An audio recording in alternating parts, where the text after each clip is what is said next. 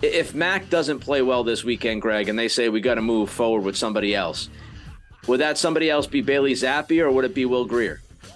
My understanding, and look, it depends on what this week looks like. I mean, obviously, if they get a win, Mac continues on, and I think that's, I think the hope is that Mac at the very least continues to hang on to this job probably until the bye week, or at least after Buffalo and Miami. I don't think Will Grier is quite ready yet as far as getting into the offense and things like that. But they're at a point, Nick, now from my understanding that they are really simplifying things at this point. It's what they should do. I mean, they can't do anything. So go back and figure out what you can do and do it well and pare things down. That helps Will Grier. That helps Bailey Zappe. The Greg Bedard Patriots Podcast is brought to you by Fanduel, the exclusive wagering partner of the CLNS Media Network. He's Greg. I'm Nick. We get you ready for Raiders Patriots this Sunday. But first, I tell you that this episode is brought to you by FanDuel, the exclusive wagering partner of the CLNS Media Network, and Factor, America's #1 ready-to-eat meal kit. And Odds Are, the mobile app you need to know what bets of the day are the smart ones. All right, Greg, before we get into the game, let's go through some headlines. And, of course, I think as we all get ready for Sunday, the question that is on the top of all of our minds is whether or not this is it for Mac Jones. Yeah, Nick, my conversations with people around the team this week, this is a big week for Mac. It's even more than the production on the field, which, look, we need to see that, cutting down the turnovers and things like that and not making the stupid play. But his hold on this position is tenuous at best. And, when it comes to being the quarterback of the New England Patriots, or at least a Bill Belichick-led team, there are certain things that go into being the quarterback here. And that includes being, the leader and the guy that everybody looks to, a guy who's mentally tough, that, no matter what the situation is positive and always fighting. And I do think that there are some questions internally about that kind of stuff with Mac Jones. And from watching him on film, watching, the TV copy, being in person, I don't necessarily disagree with some of that stuff. I think that Mac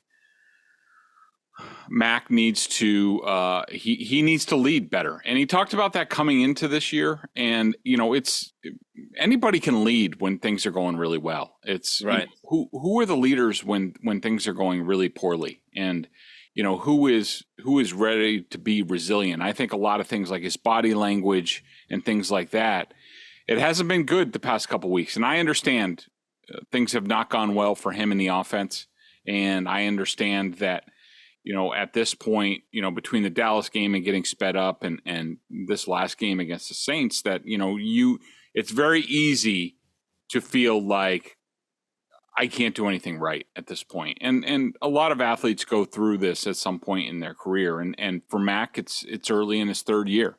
And we know that circumstances haven't been kind to him the past couple of years, but he has to fight through that. And, he needs to be a leader. He needs to be a captain this week. And I think there are a lot of eyes watching him, not only on Sunday, but, what he's doing during the course of the week. Now, I will say that my understanding is so far this week, things have been better. The practices have been better. But Nick, I think we've sort of heard these things before the last couple of weeks, and they haven't gone to plan. So, yes, a big week for Mac Jones as far as being the starting quarterback of the New England Patriots. He just has to get out of his feels, Greg. He's an emotional guy. It's rather obvious he's an emotional guy.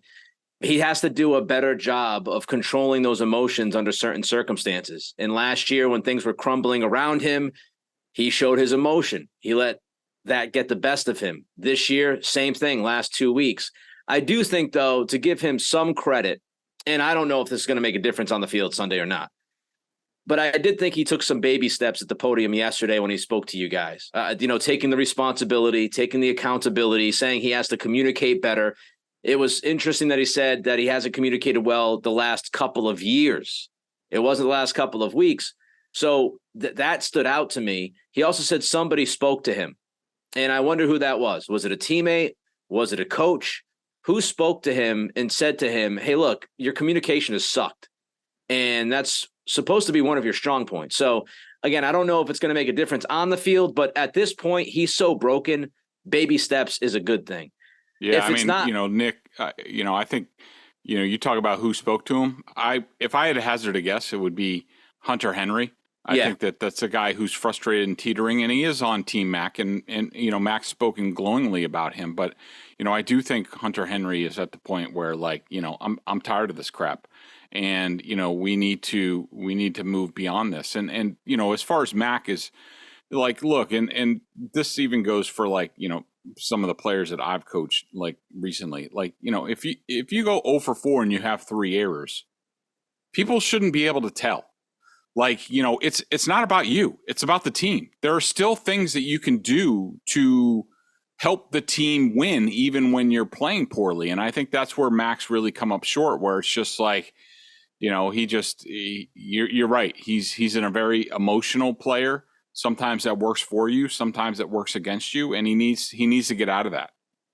I thought we saw it from Brady too at times. I think, and again, I'm not comparing Mac to Brady, but Brady was a very high-strung emotional guy. He got to the screaming arguments on the sidelines when things weren't going great and he wasn't a fan of his receivers. We all knew about it. So, he had a much, much better way of handling things and understanding things and obviously communicating at times with his teammates.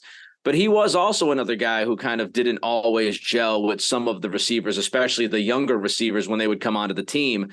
But Mac, you didn't see Brady lose his ish on the field like Mac does. He does a sideline stuff, frustration, post-game stuff. Yeah, but you see these kind of meltdowns, and it's obviously not good. So if Mac doesn't play well this weekend, Greg, and they say we got to move forward with somebody else, would that somebody else be Bailey Zappe, or would it be Will Grier? My understanding, and look, it depends on what this week looks like. I mean, obviously, if they get a win, Mac continues on, and I think that's, I think the hope is that Mac at the very least continues to hang on to this job probably until the bye week, or at least after Buffalo and Miami. I don't think Will Grier is quite ready yet as far as getting into the offense and things like that.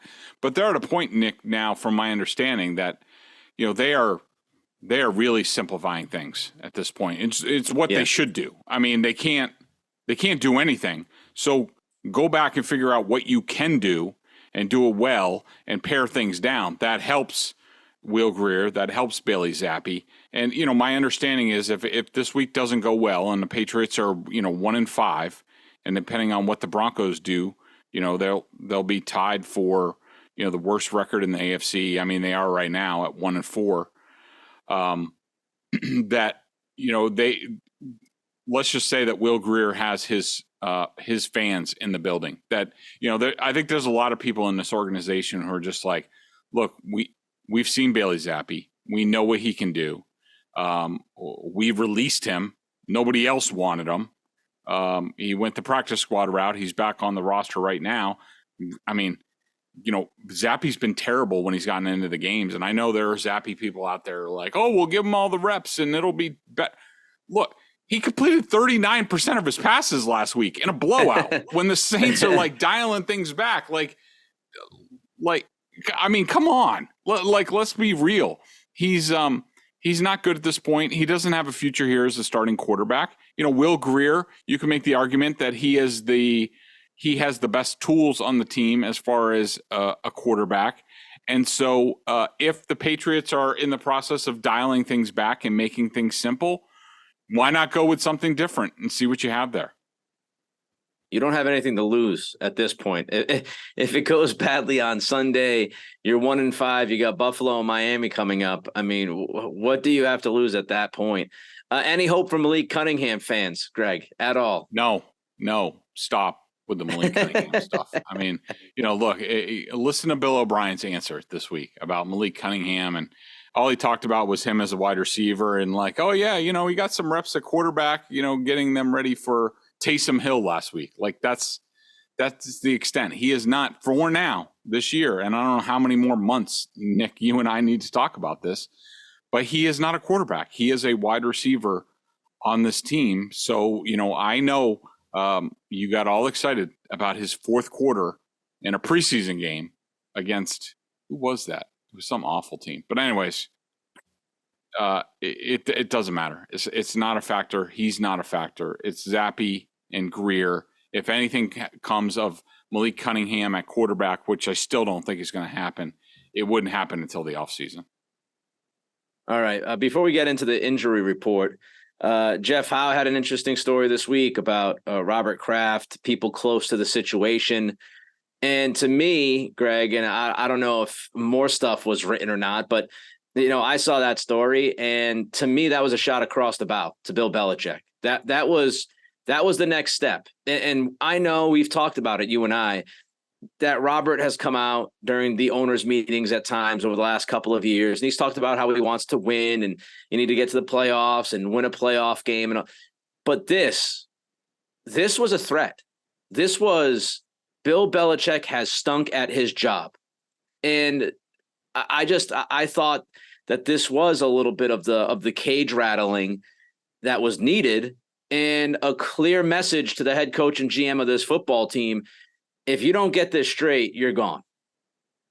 Yeah, I mean, what's interesting is that, you and I have been talking about this since the end of last season, and I told people that Kraft was pissed and that if Belichick didn't say the right things, like he could be out. And I just, I got blood to death. Like people didn't want to believe me, and I'm like, I'm telling you, it's the truth. And to me, I mean, it's no surprise to me that Kraft should be, really pissed off about what's going on. If he was pissed at the end of last year and he was pissed about, everything that was going on behind the scenes, Mac Jones, Bill Belichick, all that stuff, like it didn't go over well, with Robert. And so, this is just, in line with that. I do think it's significant, Nick. And look, I don't like to talk about other reporters and, sort of like, their sourcing and stuff like that. I'll just say like, if you pay attention to, how people report things and different things, I do think it's significant that Jeff Howe, that it's Jeff Howe coming out and saying Belichick's job is on the line. To me, it's pretty significant. And I'll just leave it at that. Well, I mean, could you give us a hint as well? I'll just say that like normally, and I have a great deal of respect for Jeff, and he's a good reporter, and like I'm not questioning, his report at all. I completely believe it. But, in the past, Jeff has been, I would say, a little bit more, team friendly, Belichick friendly. And, now that he's, basically coming out strongest and saying that Belichick's on the firing line, I mean, to me, that's pretty significant that it's Jeff. It would be akin to, I guess it wouldn't be quite as similar as Mike Reese doing it, but yeah, I think it's significant that it should make people, and I do think people should be even more, impressed with the pressure that's being put on Bill Belichick at this point in time. That, Kraft is going out of his way to say that he would fire Belichick, like no doubt. Like if you think we're just holding on to Bill Belichick, that's all Kraft's going to do, and you would be wrong. That's pretty significant to me. One more quick question about that before we move on with the injury report, some other stuff, talk about the game coming up on Sunday. To me, I don't know if this was a tell within the story, Greg, but there wasn't a lot of criticism about Belichick, the coach. There really weren't many things in there about fourth down decisions and stuff like that. Mm-hmm. Like 98% of it was about personnel, about the bad drafting, about the bad, how they used, how he spent the money. A lot of it was pushback on GM Bill Belichick. Could that be a tell? Could that be, those close to Kraft, he's maybe more angry about GM Bill instead of Coach Bill? And maybe this idea that you and I have talked about, just the possibility of taking the GM title from Bill and keeping him as coach. Is there a tell in that story that Kraft might be actually amenable to that? Because it was all about the GM Bill and not the Coach Bill, really. Yeah. I mean, I hadn't thought about that, Nick. Definitely an interesting observation for you. And I'm not going to, I'm not denying it or anything like that, but it's just, it's interesting. And I do agree with you now, thinking in hindsight, like a lot of it was about, personnel and things like that. Yeah, I think you could. I don't think that's a very big leap to say that, and I do think that's possible. I mean, look, the bottom line is, like, I still think Bill Belichick is a really good coach. I think he's always been sort of a mediocre GM, and it's really tailed off in recent years, and especially as we've talked about ad nauseum. The way he deals with the offensive side of the football and building things up and his idea of a football team and what wins in this league today, I just think is completely out of touch. And, that will probably be the first step, Nick. If this continues on, I would think the first step is that the Krafts are like, look, Bill, we love you as a coach, but we're not letting you pick the players anymore. This isn't working. You didn't do what, the Eagles have done, the Dolphins have done, the 49ers have done, all around sort of the, their middling quarterbacks. You didn't do any of that stuff. And in fact, you went the other direction, and we just don't believe in that. So this is what we're going to do. What do you think about it? And then it sort of goes from there. Is Bill on board with that? I don't know. Maybe he is. We'll have to see. Snap into action this NFL season with Fanduel, America's #1 sportsbook. Right now, new customers get $200 in bonus bets guaranteed when you place a $5 bet. That's $200 in bonus bets, win or lose. I love those little suckers, those little bonus bets. It's like free money. If you've been thinking about joining FanDuel, there's no better time to get in on the action. The app is easy to use. There's a wide range of betting options, including spreads, player props, over-unders, and more. So visit FanDuel.com/Boston and kick off the NFL season. FanDuel, official partner of the NFL.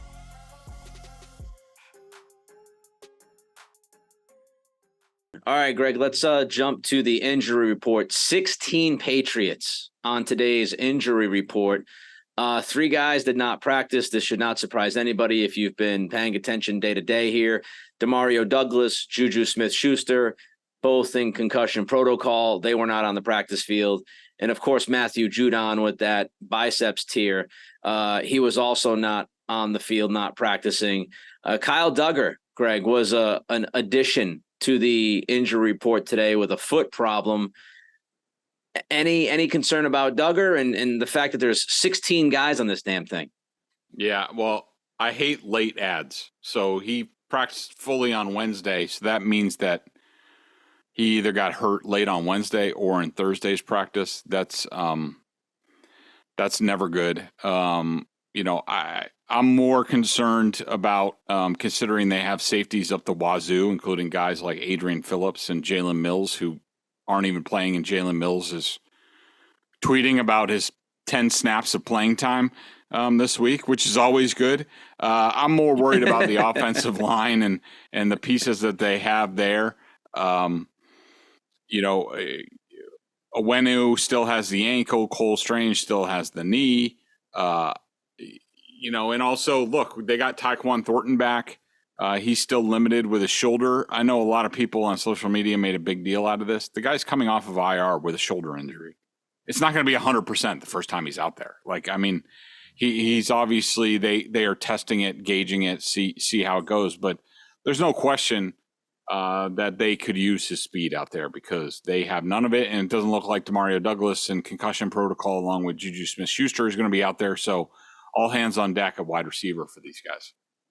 Yeah, look, I'm a proponent of playing some of the young guys at this point. Give Kayshon Boutte a shot, see if he learned how to get his feet in bounds after week 1. And you got Thornton coming back, see if he can bring anything to the table for you. Again, you really don't have much to lose here. You just don't. And the Kyle Duggar thing, you're right. The last time, I think, Greg, correct me if I'm wrong, the last time we saw something like this was Jonathan Jones, and he missed like 3 weeks. Yep. So not great. Not great, Bob. Let's jump to the Patriots offense versus this Raiders defense coming up on Sunday. Greg, do the Patriots have an opportunity on Sunday to possibly move the football and put some points on the board? They do. I mean, look, the Raiders, they've actually played pretty good defense this year for them. I mean, the problem, much like the Patriots, has been their offense, which we'll get into. But I will say the Raiders don't have a lot of size up front. Their linebackers, I think, is it Spillane? Well, he was on the injury report. I thought he was injured, but I guess he isn't. He's not on the injury report. The linebackers are okay. They're of the smaller variety. They're not very big on the interior of the defensive line. Obviously, Max Crosby is one of the best defensive players in the league at defensive end. But they're not overly, big on the defensive line. They should be able to run the ball a bit. Nate Hobbs, who, is one of my favorite cornerbacks to watch. It looks like he hasn't practiced the last 2 days. It looks like he's not going to be back. Jacorian Bennett, they're pretty good rookie cornerback. He was back. He was limited the past 2 days with a shoulder injury. So they're a little bit short in the secondary as well. Marcus Peters is out there. He's not that great. They should have Nick, we've talked about it before. I mean, I think an underrated thing has been how good the defenses have been that the Patriots have gone against the first 5 weeks. I think it's made all the problems on offense look even worse to everybody. And I know everyone's going to think it's an excuse, but I'm telling you, this is the truth. But this is a defense where they should have time to make plays. They should be able to run the ball. They should do play action. Divine Diablo, one of the Raiders linebackers, really good athlete, but very undisciplined, the type of guy you can get with play action, suck him in and make a play. So to me, this is the perfect opponent at the perfect time for the Patriots offense. But, we'll have to see whether they can put one foot in front of the other. Yeah, I mean, I think there's reasons why, let's just put it this way. If you were walking into this season with this offensive line that the Patriots walked into the season with the injuries and the lack of talent, they really have, their schedule to start this season was the worst possible scenario. Mm-hmm. I mean, Philly is one of the top pass rushing teams in the league when it comes to pressure and all of that. Miami is actually pretty damn good. I think they're top 10 when it comes to pressuring quarterbacks. The Jets, Dallas, 4 of the 5 teams you've played are top 10 pass rushing teams. Even the Saints are damn good. Yeah. Even the Saints are, they can be good when they want to go after it, so it has been a murderer's row of pass rushing defensive fronts that this offensive line has had to face. Now, hopefully when they face a team that is lesser, like Vegas, they'll feel a little bit of relief. But you brought up Max Crosby. We talked about this before the Dallas game. Bill Belichick usually limits or erases the most important guy on the defense for the other team or anybody who want to take him out. Well, Micah Parsons dominated that game. So, let's just say that Josh McDaniels and Dante Scarnecchia used to do that, to the J.J. Watts of the world. Can Bill O'Brien and Adrian Clem? I think the jury's very much out. But, to me, Nick, this is a game. If I'm Bill Belichick, I'm telling Bill O'Brien, look, we are not throwing the ball until we pick up 3 first downs running the ball. They have to, the offensive line has to get their pad level better. They have to fire off the line. They have to be the more physical team. They have the opportunity to be the more physical team against Vegas, and they have to do that. Now, I will say, Josh McDaniels' crew, Patrick Graham's the defensive coordinator, these guys might not have a lot of talent, but they play freaking hard and they fly around the field and they're pretty fast. They create turnovers, but you have the ability, if you take the mindset of we're going to play bully ball, so to speak, against them, you can do that, and I would run the hell away from Max Crosby. That's for sure. One of the things I would remind people about, because I do think there's definitely the idea of, hey, the Raiders defense isn't nearly as good as some of these other teams they face, which we just talked about. The Raiders defense wasn't very good last year, and Mac Jones had one of his worst performances of his NFL career against the Raiders last season. So that begs the question whether or not Josh McDaniels knows something about the quarterback after working with the quarterback, and what kind of games will they play against Mac. What does Josh know that could really irritate and get under the skin of Mac? And if you look at this, it's truly unbelievable how things have lined up. And it's not to excuse how bad Mac's been, but he's completely broken at this point. He broke against Dallas, one of the best defenses in football until last week when they had to face the beast 49ers. Then he's got to play a team that is a top-notch man cover team. And that's just been a recipe for disaster. And now he's got to face his old offensive coordinator when the last time he played him, he was brutal. They had like 130 yards, no touchdowns. He like 12 of 30 or something like that. The one good thing I will say in closing about this matchup for Mac and for the offense is that the Raiders, they don't play man well. They're not a strong man coverage team. They're like the bottom third of the league or so. So that's a good thing. You're not going to see the man coverage that they have seen at that high of a level this weekend. With the busy fall season already in swing, you might be looking for wholesome, convenient meals for jam-packed days. Factor, America's #1 ready-to-eat meal kit, can help you fuel up fast for breakfast, lunch, and dinner with shelf-prepared, dietitian-approved, ready-to-eat meals delivered straight to your door. You'll save time, eat well, and stay on track with your healthy lifestyle. Too busy to cook this fall? But want to make sure you're eating well? With Factor, skip the extra trip to the grocery store and the chopping and prepping and cleaning too, while you're still getting the flavor and nutritional quality you need. I got to say something. The flavor is so on point with these meals, whether I had like this, barbecue chicken thing, and my wife, like we all, the number one thing when I would ask my wife about like, what do you think about that? She's like, the flavor is awesome. And I'm telling you, it comes right to your door. I love the shipping. This October, get Factor and enjoy eating well without the hassle. Simply choose your meals and enjoy fresh, flavor-packed meals delivered to your door.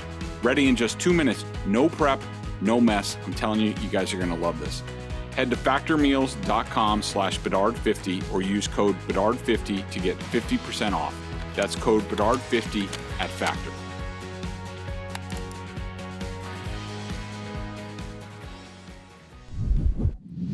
All right, let's talk Patriots defense versus Raiders offense. Outside looking in, I'm sure many fans are looking at this Raiders offense and saying Devontae Adams, Jacoby Myers, Josh Jacobs, Michael Mayer from Notre Dame. You also have Josh McDaniels, the offensive mind. So you have all that, but you look at the numbers, Greg, and a lot of these numbers offensively are terrible for the Raiders. Why the slow start for them? So, Nick, overall, a lot of it's sort of what's plaguing the Patriots. Look, the Raiders' offensive line hasn't been quite as bad as the Patriots, but I'll start there. It hasn't been great. Colton Miller, the left tackle, is pretty good. They've had a lot of problems on the interior. Dylan Parham, I don't like the guards at all. I mean, I think Parham's okay. Van Roten, a former Bill, for some reason he has a better PFF grade than Parham, but every time I watch them, Van Roten struggles. They are not very physical up front. They don't take it to, normally with this McDaniels Raiders sort of offense, Josh Jacobs is the running back. You think of, sort of physical football. They have the ability to impose their will on teams. You do not see that up front with them. Also similar to the Patriots is a quarterback in a new system.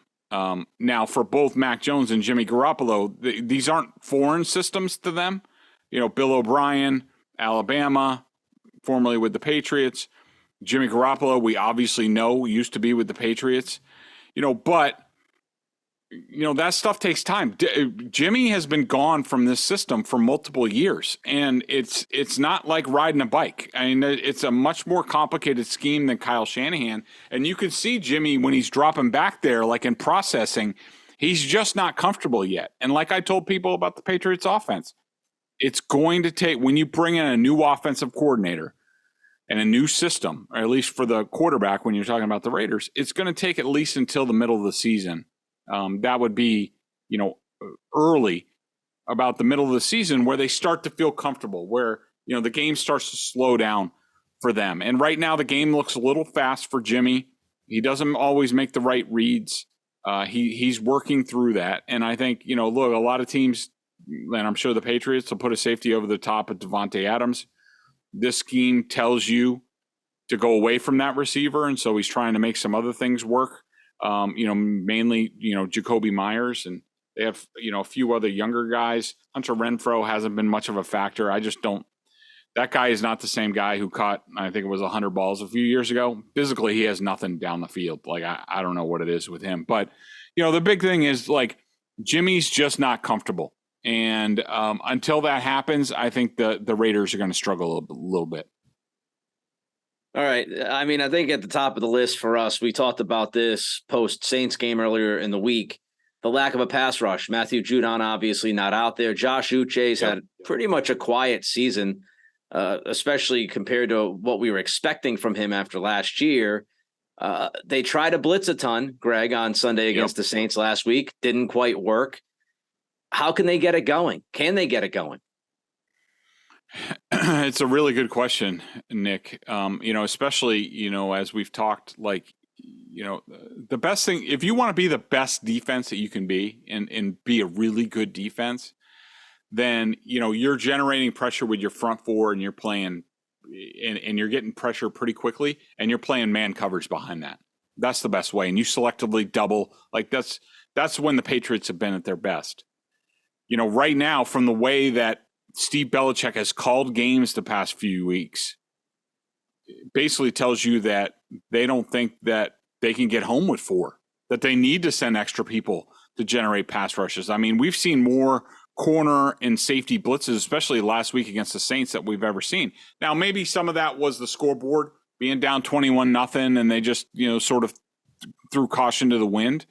But I don't think they're very happy with their pass rush. And the thing is like behind it, they're playing a lot of zone and some of it's not good. And, I don't know what they're going to do with the Raiders. And the Raiders also like to move Jimmy a little bit. They'll do boot action and things like that, things that he was comfortable with Kyle Shanahan. Look, I think, a lot of people are making fun of the offenses in this matchup. But given where the defenses are, I wouldn't be surprised if this game, if they put up some points a little bit. I mean, I don't know. For these two offenses, 20s, high 20s is a lot for them. But, that could happen in this game. It could. What if there was an app that used AI and machine learning to suggest smart sports bets? There is, and it's called Odds Are. It is a mobile app you need to know what bets of the day are smart ones. Download the app, sign up for an account, and let the latest data analysis guide you through today's point spreads, money lines, and over-unders. I just did it. It's easy. If you see green, that's a smart bet. If you see yellow, you're on your own. If you see red, don't do it. Odds Are doesn't take your bet. It makes you better at it. With Odds Are on your mobile phone, you're a tap away from making a smart play. It's smart betting made simple. Find Odds Are app in the App Store or on Google Play. Get a 2 free week trial. It's just $10 a month after that. But hey, listen to that. That's for the usual people, the normal people. Listeners to this podcast, the Greg Bedard Patriots Podcast, you actually get a special deal. Get your first 30 days of the app free. Just go to oddsr.com/Bedard to download the app. That's oddsr.com/Bedard. 30 days of smarter betting free. We'd call that a winning bet.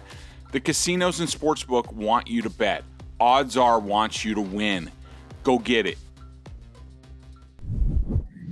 Before we get to our final thoughts on this game, Greg, and the line, first I want to tell people, check out BSJ, $50 a year, Giardi and Bedard tag teaming on Patriots coverage, film, best sources around to give you the most accurate reporting on the team. So check that out. Also, this episode, as always, brought to you by our friends at Fanduel, the exclusive wagering partner of the CLNS Media Network. New customers get $200 in bonus bets guaranteed when you place a $5 bet. Let's look at this FanDuel line, Greg. Raiders, 2.5-point favorites. The over-under is 41.5. I will go first. Okay. I will lead off to see if you're of like mind with me. Maybe not. Look, this is an opportunity for the Patriots. How does Mac respond? How does the team respond? Does the team even care? Honestly, that's the first question I have to ask. Do these guys care? I know they say they do, but are they going to go out there to Vegas and look like a team that just understands what's going on here and have already tapped out? So there's opportunity. I think there's a weakness with the Raiders defense. I do think the Patriots have that opportunity to move the football, but I've got to pick the Raiders. I mean, you have a quarterback that's looked broken 2 weeks in a row. And until I see Mac Jones not look broken, I can't pick this team. I just can't do it. I've done it, the last 2 weeks looking like an idiot. I mean, I didn't pick them to win against Dallas, but I picked them to cover. I picked them to beat the Saints last weekend. Looked like a clown. Mac Jones looks broken until this team looks like anything like an NFL football team and the quarterback is actually not broken and seeing ghosts and all messed up mechanically. I'm going Raiders -2.5. They will cover. I'm going to go under again until I see this Patriots offense be capable of scoring 10 points. I have to go under. If you ask me to put money on this, Raiders cover in the under of 41.5.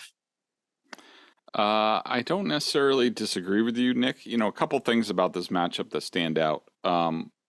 Lost in the aftermath of the, what they call it last year, like the fail lateral or something like that. Some corny ass name.